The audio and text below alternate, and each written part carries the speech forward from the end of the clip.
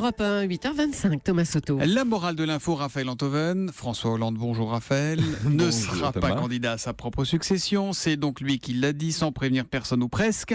Et ça vous fait réfléchir. Écoutez, de Dany à Florian Philippot, tout le monde s'est accordé à dire que ça avait de la gueule, qu'indéniablement ça témoignait du sens de l'intérêt général et que c'était le geste d'un homme d'État. La dernière fois que Hollande a reçu autant de compliments, c'était le jour de sa victoire. Mais en l'occurrence, c'est plutôt une victoire sur lui-même. C'est mieux que ça. Ce que tout le monde a salué hier soir, c'est la victoire d'un principe sur un homme. C'est la raclée qu'un homme inflige à son orgueil au nom d'un intérêt supérieur. Vous vous souvenez de Tintin au Tibet, Thomas ? Bien sûr, je me souviens très bien de Tintin au Tibet, Raphaël, mais je vois pas bien le rapport avec François Hollande. Tintin et Haddock traversent l'Himalaya à la recherche de Chang, dont Tintin, sur le seul fondement d'un rêve, est certain qu'il a survécu à son accident d'avion. Et alors qu'ils sont en train de gravir une montagne abrupte, un bloc de pierre se décroche soudain et reste entre les mains du capitaine, qui se retrouve suspendu dans le vide, seulement retenu par la corde que Tintin a nouée autour de sa taille. Et comme il tend la jambe désespérément pour atteindre la paroi, le capitaine gigote furieusement et à son insu, à chaque secousse, fait entrer davantage la corde dans la chair de son ami. Pendant quelques instants, la situation est figée.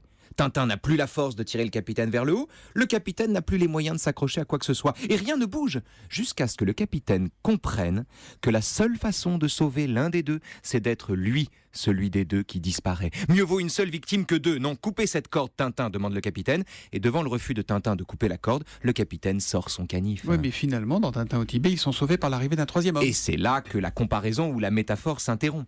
Tintin, c'est la gauche, prenant pour la réalité un rêve qui s'est fracassé, dont les porte-paroles et les figures tutélaires n'ont plus l'énergie de déplacer les montagnes et retardent le mouvement. Du moins, c'est ce qu'il croit.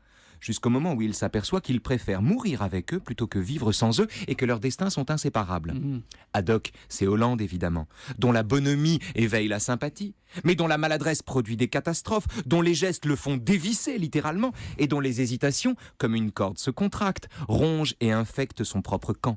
Mais quels que soient ses défauts, sa propre vie compte moins à ses yeux que celle des suivants. Le monde ne s'arrête pas à lui. Et s'il faut mourir pour que l'autre ait une chance, si son sacrifice est la condition d'une survie, alors, pour une fois, il n'y a pas à hésiter. Alors on aura entendu beaucoup de commentaires depuis hier soir, mais Hollande, c'est Haddock, ça c'est un inédit signé Raphaël Enthoven. Et la morale de l'info alors ? Aucune victoire n'est à la hauteur d'un renoncement. Aucune victoire n'est à la hauteur d'un renoncement. La morale de l'info, Raphaël Enthoven, qu'on retrouve demain à 15h, 16h pour Qui Vive. Vous nous parlerez de... On va parler du peuple. Ce que c'est que le peuple. Est-ce que c'est la masse ou est-ce que c'est la plèbe ? Je vous félicite. Cette semaine, vous vous souvenez du thème de Qui Vive pour demain ? C'est tout à fait exceptionnel. Je retourne à mon amnésie dès la semaine prochaine. À demain matin, à demain Salut, les après-midi. amis.